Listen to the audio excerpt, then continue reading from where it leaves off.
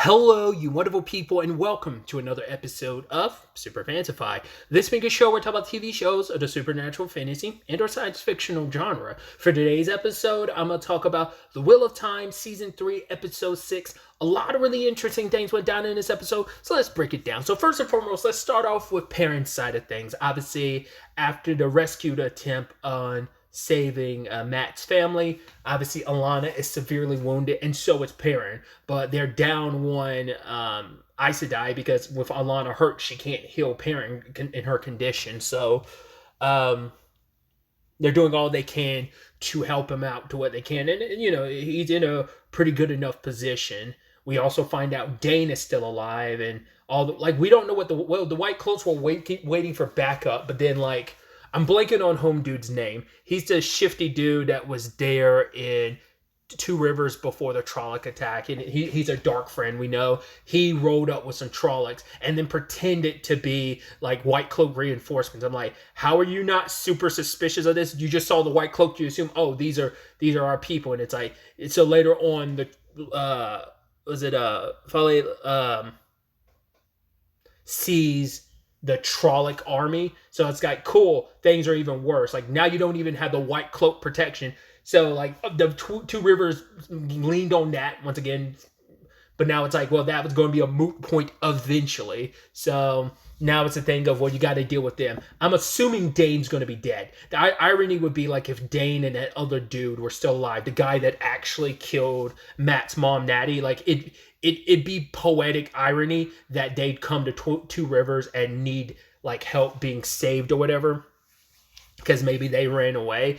It'd be ironic when it's all said, because who knows how many of the White Cloaks are dead. You could assume all of them, but like I said, home dude we've been seeing that guy since maybe season 2 was when we first met him. That White Cloak, the one, like I said, the one who actually killed Matt's mom and tortured her. And Dane, I get the feeling at least them being the two survivors, but we'll see how they play that out. But other than that, I wasn't sure.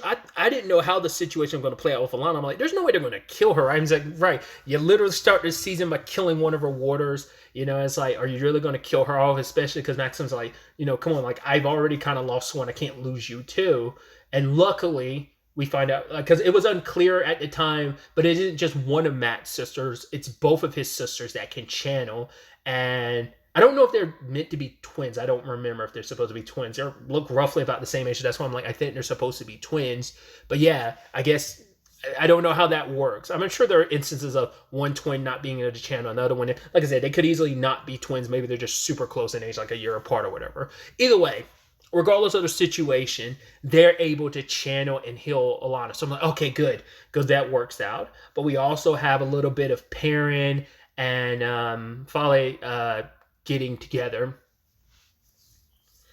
which I thought was interesting, because we learned a little bit about her backstory, the reason why she joined the hunt and everything. She's from Saldea, left because her mom confessed to her, hey, I'm a dark friend and I want you to take the oath. That's kind of wild when you're like, whoa, wait, what? What?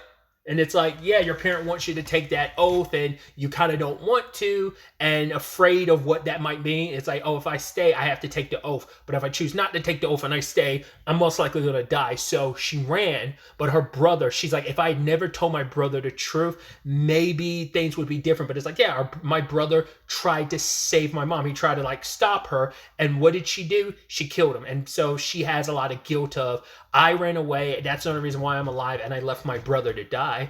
And Perrin wanting to kind of ease her guilt over the situation, being like, I understand. He tells the truth of what happened to his wife, which I'm like, Perrin has been holding on to that since it happened at the beginning of the series. Since that was episode 1 or 2 when that happened. He's been holding on to that. No one knows the truth of that, if I remember correctly. I don't think he's told anyone, but I could be mistaken. But I swear I don't think he's told anyone. And her to be the first person he's opened up to. Like I said, if he has opened it up to someone else, you can correct me in the comments down below. That's fine. I don't remember him ever telling anyone, because he stained himself with that guilt over that. And so for her to tell her, tell him, your wife fought bravely. How did she fight? And he's like, yes, she fought bravely, amazingly. And it's like, cool. Don't dishonor her by holding on to that sadness any longer, because it's like you kind of take dishonor away from the fact that she fought. so hard and so bravely. Like you kind of tarnish that a little bit when you're holding on to that sadness and guilt for so long. Let her kind of relish in, yes, I might have died, the situation being what it is, but I died in battle doing what I was trying to do to protect my home, just like you were trying. Mistakes were made, but hey, you were just trying to protect what was yours. You were just, the situation played out the way it did. Um, and also, Perrin had to fill her in about the horn situation. She's like, "Yeah, I'm looking for the horn." He's like, "Yeah, I can't let this go on." He's like, "Yeah, I was going to show this to Matt's siblings and his family, but here." He's like, "Yeah, this is my friend Matt." It's like, "Cool." And this is the horn. Wait, that's your friend Matt? Yes. And that's the horn of Valir? Yes. And that's him blowing the horn of Valir? Yes. Your friend? Yes, Matt. I mean, she's just like, what? This entire time I've been going on and on about it. He's like, yeah, I could never find the perfect time to tell you. But then they kiss, and they're about to have some sexy time until Alana shows up and kind of, it's like, oh, I thought there was a patient that needed to be healed. So I was like, oh. So once again, plays into the dream, Egwene, because I'm sure like the timelines aren't fully one-to-ones, so like the stories aren't exactly happening at the same time, so maybe sometime after this is when Perrin starts dreaming about it, or maybe, like I said, up to this point she already kind of caught his eye a little bit, so it might have already been a thing of it was already there in the back of his mind before now, but whatever the case may be. So it's gonna be interesting to see where the Two Rivers situation goes, but the whole point is like eventually, like, regardless of what Perrin wants, he has no choice but to lead this group to fight. It's interesting because even Alana had told Maxim, like, see, I was right. There are channelers here. There's so much history in this land, and it flows through the blood of the people in this land. And look, we got two channelers here.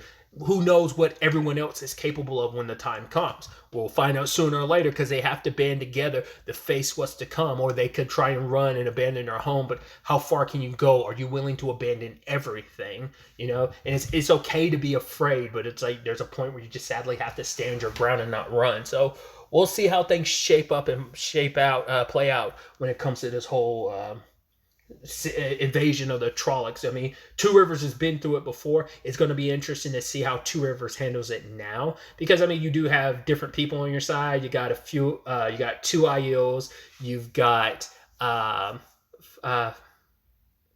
you've got Perrin, you've got Alana and Maxim, so you got some heavy hitters with you, but that isn't enough to trounce an entire army. But like I said, we'll see how that shapes up and shakes out, especially as Perrin kind of enters the leadership role. We pick up in Tanchico. We actually rewind 95 years ago with Leandrin, her in that cell with her son, and it's just like, I want you to stop screaming because he doesn't like screaming. Because she's probably more, maybe she was doing that for her son's sake, but she was also probably like, I'm going to get it worse for you screaming too. But it's still the thing of you are my son, and her holding his hand and able to calm him down until Home Dude walks in. And they want the child, and they're threatening to drown it. And that's when Leandrin first channels to kill both of those guys. And she leaves, but no one in Tanchinko is willing to lend her a hand. It's just like everyone's out for themselves. It's like I don't know if they know what her circumstances is. They probably don't even care what her circumstances is. And she's just all alone with this child. Would she herself as a child, because she's only like 13 at the time. You're just like, this is so uncomfortable and dark.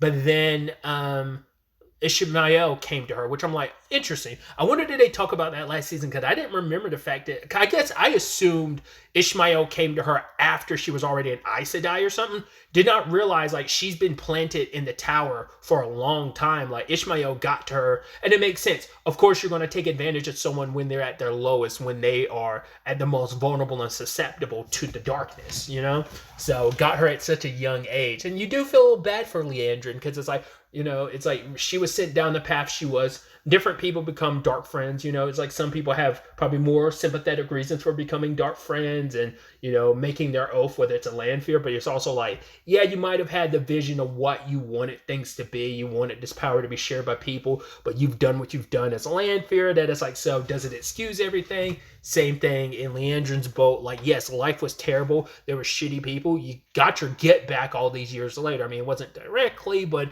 you kind of wiped out everyone in that clan. So some years later, but you finally kind of cleared the board of them. But nevertheless, she present day gets visited by Lanfear and is like, right, she responded and was bound to like Ishmael, but she's telling Lanfear, don't worry, like I couldn't stay in the tower anymore. And she's like, oh, did you enjoy staying? Did you want to stay there because in the tower you felt important? It's like it wasn't just you being undercover. There was some kind of like fulfillment you had from the tower because you were significant. You were kind of top dog in the tower in your position. So they kind of had that taken away from you. That yes, it was all meant to be this facade because you were there undercover, but it's still the thing of you lived there long enough. It kind of infected you and became a part of you. And now it's like, oh, that life you kind of had for yourself, even though you knew from the beginning it was all BS, it still felt real and you kind of had to wake up from that dream. But Lanfear is like, you work for Raven, don't you? And she's like, no.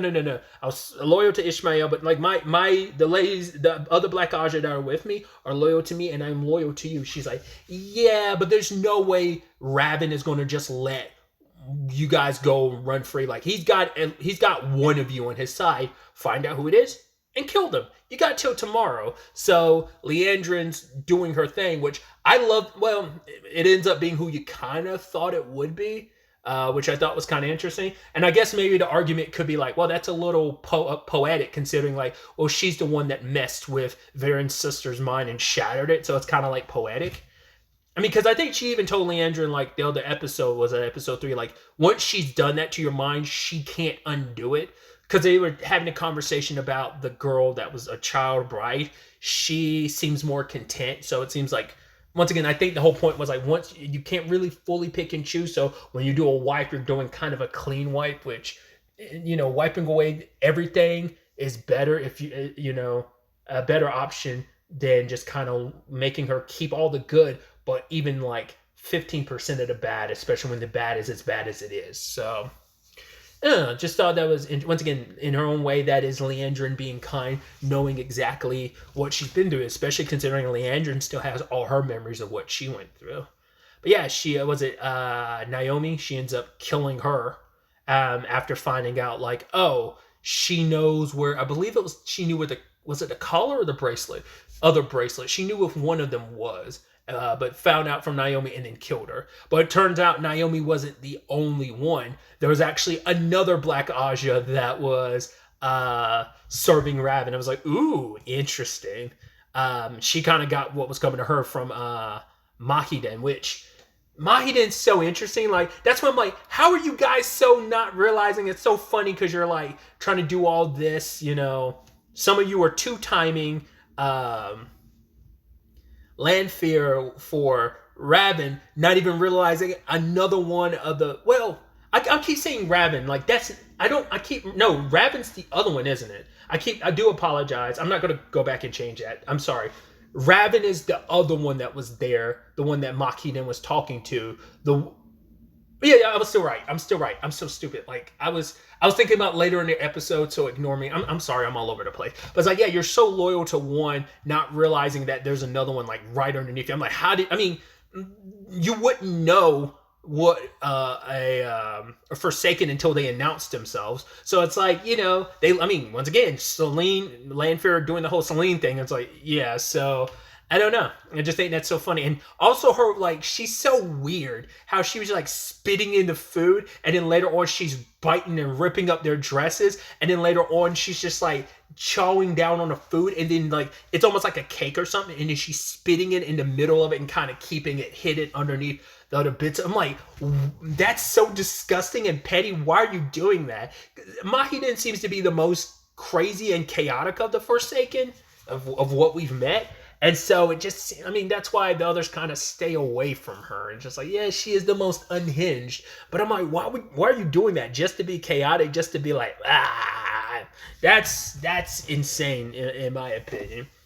But yeah, so all the while that's all going down, we have our heroes in Tenchiko split up. You have Matt and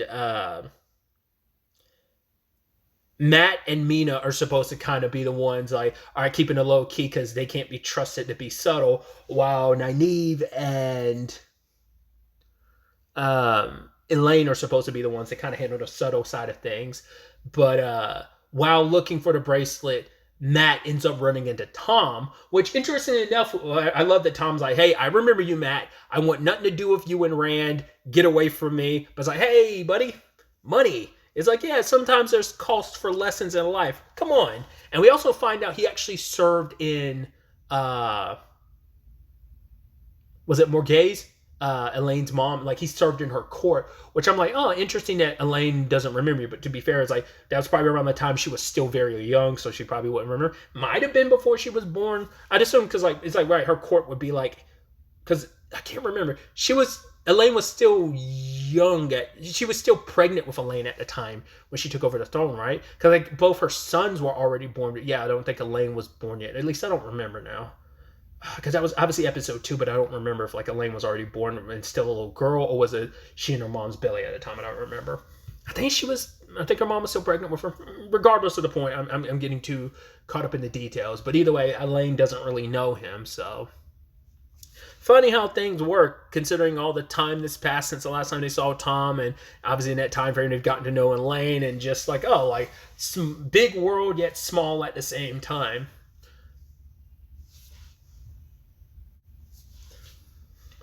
It is also ironic that Elaine was the one being like, oh, Matt and Mina are going to be the ones to screw things up, but she's the one that kind of got a blade to her throat and had to put on a big performance singing like The Hills of Tinchinko, and yeah, busting into song, and everyone in the bar singing it and busting it down to the song. So that was beautiful. So it's like, yeah, that kind of didn't go the way Elaine talking about, yeah, I was blending in. It's like, yeah, she had a knife to her throat. What? It's like, yeah, I was blending in.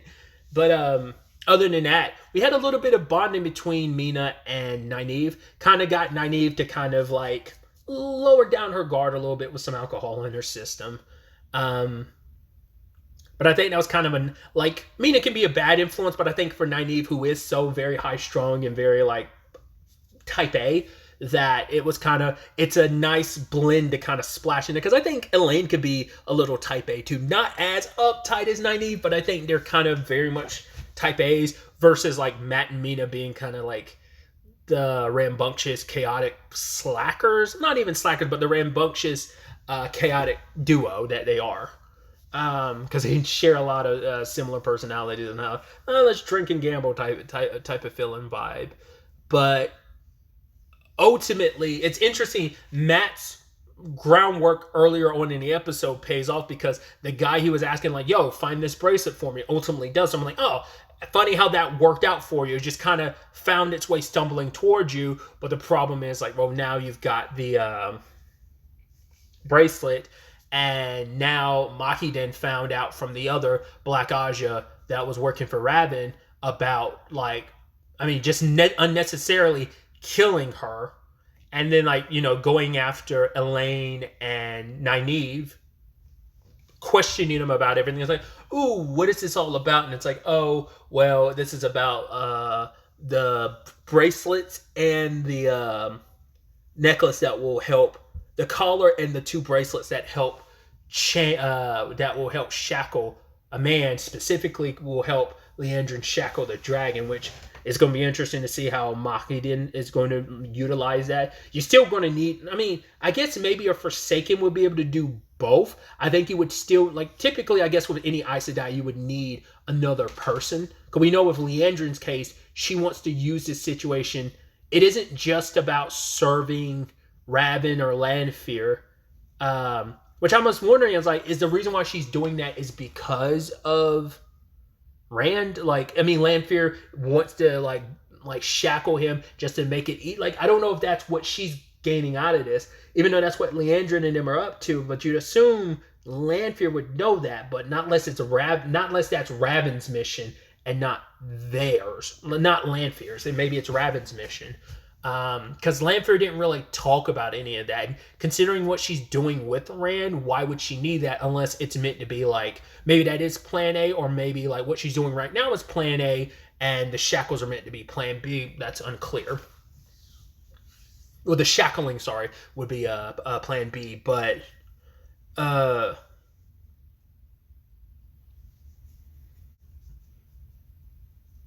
way, the point I was making earlier too was like the whole, like, right, would a Forsaken be able to do the shackling by themselves by putting on both bracelets, or would they still need another person? So that's why I'm like, if it's Lanfear's plan, would she still need Leandrin? Would Leandrin still need Lanfear or Makiden? Would Makiden be able to do it on her own? Like, would that benefit her? Because she now has the bracelet by the end because she just simply took it off of them. Granted, don't give it Nynaeve, even under that enchantment, still was like holding on. And she's like, wow, you're disobeying me. But she's like, yeah, next time we see each other, you'll let me do whatever I want to you, right? And then takes her ring and just slides it and slices into Nynaeve's face. Because she talked about like Nynaeve is like, whether it's subconscious or not, she's blocking her own powers because she's scared of it. She hates it. And I love that twisted line from Makiden where it's like, back in my day, they would have beaten that out of you. But it's like, no, it's okay. It's okay now. You know, it's like, maybe a lot of the time of where you're from is why you are kind of as jacked up as you are. But yeah.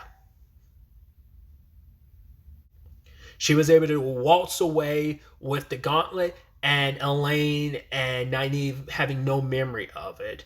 The thing is, like, I mean, she left them with the memory of, oh, the woman that knocked on the door, I got the wrong room and I left. But Nynaeve's like, nah, there's something there. Like, she was already kind of pushed through some of the haze of the charm and stuff, the manipulation, but now it's like, out of anyone, she's probably most likely to remember because of that. And we see that a little bit, but even she's still barely, once again, grasping at the fog that is their memories as it's slipping through their fingers. So one step forward, two steps back. So it's like, you know where Leandrin is. You now had the bracelet, but now you lost it. So Leandrin has one bracelet. The Makiden has one, and the collar is up for grabs. So how that's all going to play out, we'll have to wait and see. And then finally, on the other side of things, we have Egwene trying to prepare herself to deal with Lanfear. But the problem is that it's like, well, you can't deal with her in like your individual dream, sure, but like that collective like dream world, you can't go in it. Once again, I'm specifying it as that because once again, I'm not going to remember how to properly pronounce its name.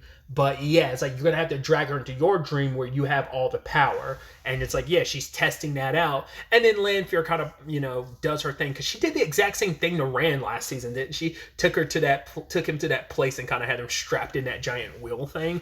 And so it's like, oh, like Rand, the moment he finds out, and Lanfear is like, oh, Rand already knows who and what I am. And it's like, yes, but if he finds out what you've done to me, and Lanfear shuts her up because regardless of it all, she knows that is true, that like Rand will not accept. That's going to like put a very, especially because you're trying to weave this whole thing about like, oh, I want to be able to break my oaths and stuff like that. But like, regardless of it all, like Rand's been in love with Egwene for a long time. And for him to be like, wait, regardless of my feelings for you, you're the one that's not only been getting to Egwene, you've been messing with her while you're also been trying to sleep with me. Nah, that's fucked. You know, regardless of what I've seen about you in the past, he's not going to view Lanfear in the most positive light. That's definitely going to sully whatever they're building together. So you also had that conversation between Moraine and Rand where Moraine like has that thing and Rand's like, I know exactly what that is. And she's like, how do you basically control that power? Like the excess of it all. Cause she's like, when I'm releasing all that power, it feels like it's sweeping me away. And Rand is like, don't let it consume you. Don't let it control you. Don't let it force you. Don't let it bend you. And she's like, cause she has a way of looking at things because of the Aiel, but it's like, no, the Forsaken as well as I said Aiel earlier. I meant the Aes Sedai. Have their perspective on channeling and stuff like that. And Rand's like, the Aiel and the Forsaken have told me, have their way, like the conversations with them has shown me and taught me that the way that the Aes Sedai handle things isn't the all end all be all, you know. So it's like, yeah, don't let it control you, because Rand was talking about how it's always there, and just kind of, if he lets down his guard even a little bit and just it's there, calling to him like this magnetic pull, and just simply sitting there kind of giving himself away to that sweet whispers of that power. The area starts rumbling a little bit. He's just telling her like, right, don't let it control you, and walks away. And Lan is there listening to this conversation. So because Rand also heard from her, he's like, you've been kind of avoiding me ever since Ruidian. What did you see in the rings? Did I go mad? Sometimes. Did I kill Egwene? Sometimes. Did I kill you? Sometimes. And it's just like, so we went in there learning less, not more. She's like, no, I learned a lot more. She's just being very careful about what she says because, once again, too much knowledge of the future, regardless of it being possibilities, it can change a lot. And, so it's just better to keep that hush. And obviously, Rand learned quite a bit on his journey as well. So we also had that scene, and I guess it should have became clear what direction that was going to go when the Alcera of it all, which being the cute that person that like Rand kind of like immediately latched onto, because when he's around, I think Alcera just makes him think about the village. It is that moment where I'm like, oh, it's almost like I'm back to being Rand the farm boy again. But yeah, that whole cute scene with her until he screwed things up by picking up her spear, and she's kind of like, you dishonor me? He's like, right, I'm sorry, I dishonor you. I will do whatever you want me to. And she's like, right, you're going to basically get my fruit when it's done. You're going to help harvest it. He's like, okay.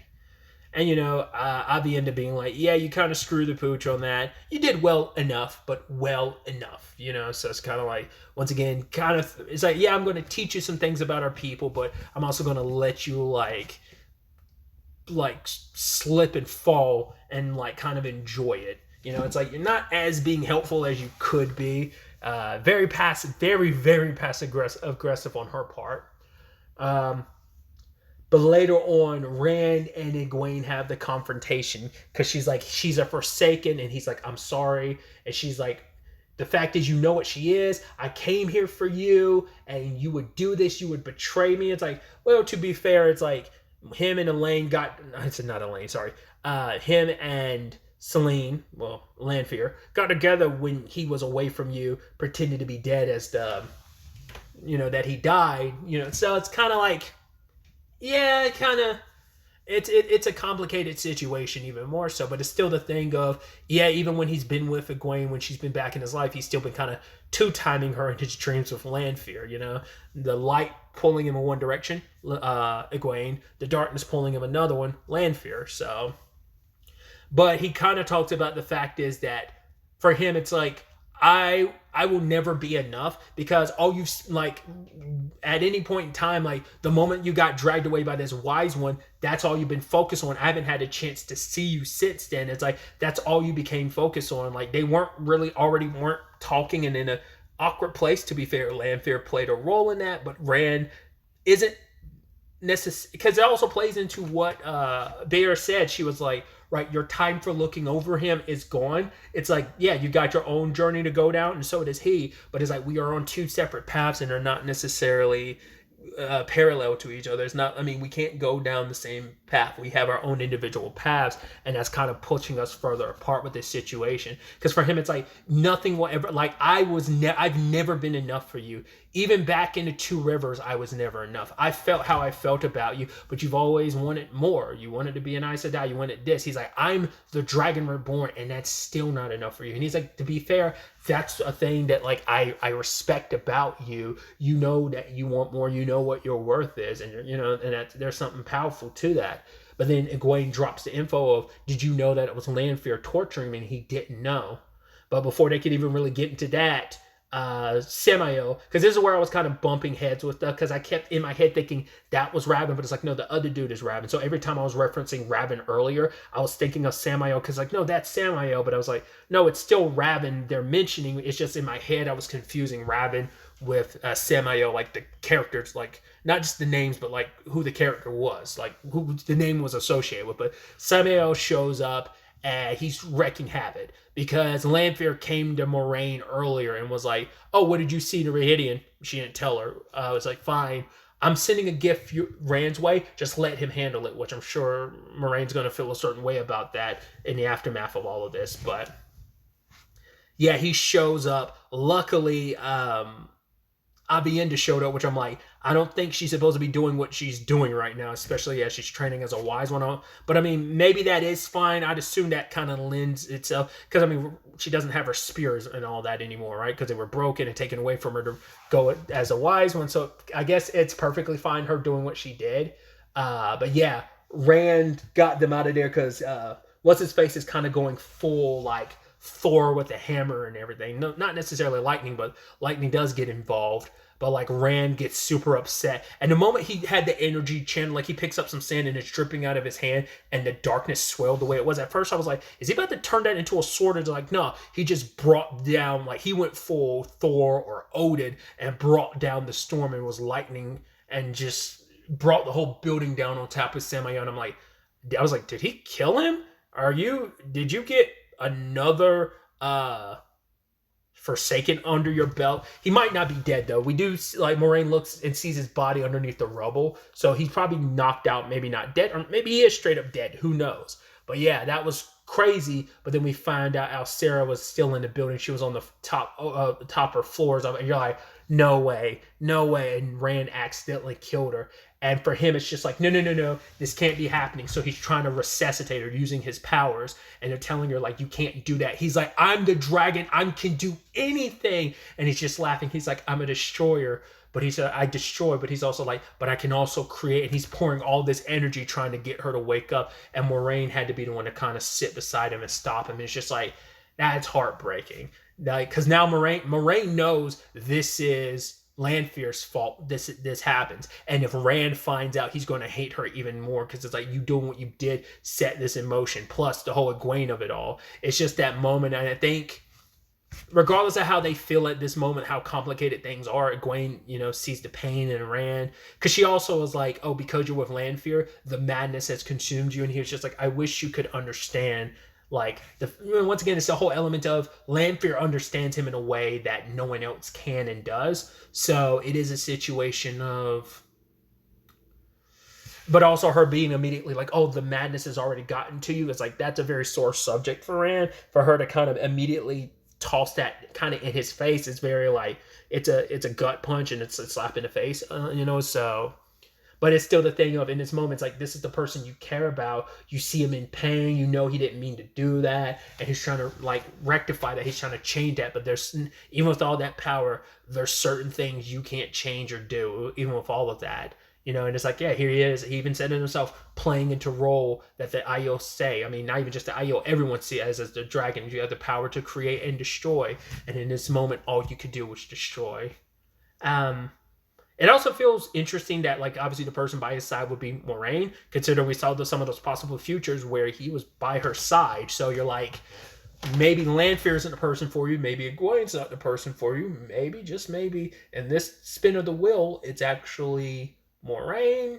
I don't know if that's the route they're going to go down. Probably not, but I was like, I thought that was interesting that some of those futures held down that route. But, so we'll see. She's holding on to that, knowing that. I mean, she goes through the notion of a lot of those futures. If I live, Rand dies. If I die, Rand lives. So there's that she's talked about, but she hasn't talked about some of those futures where they're together in different circumstances. So I don't know. It's and she also hasn't like explained that to Rand either. So it's definitely going to be interesting to see. Specifically the Rand and Lanfear thing, I'm so curious. That's probably the thing I'm going to be the most curious about, what that looks like next episode. They're also going to make the thing of Rand having to get her squashes to kind of honor her, like harvesting her, because he was supposed to help her harvest the stuff. I don't think it was just her squashes. I think it was just like all the vegetation, but you're just like all the stuff they were growing, but you're like, yeah, that's going to be heartbreaking when he has to do that just to kind of keep his promise to her. So we'll see where everything takes us. But really, that's all I want to talk about. Till the next time we meet, be happy, be safe, live life to the fullest, and enjoy it. Good day and goodbye.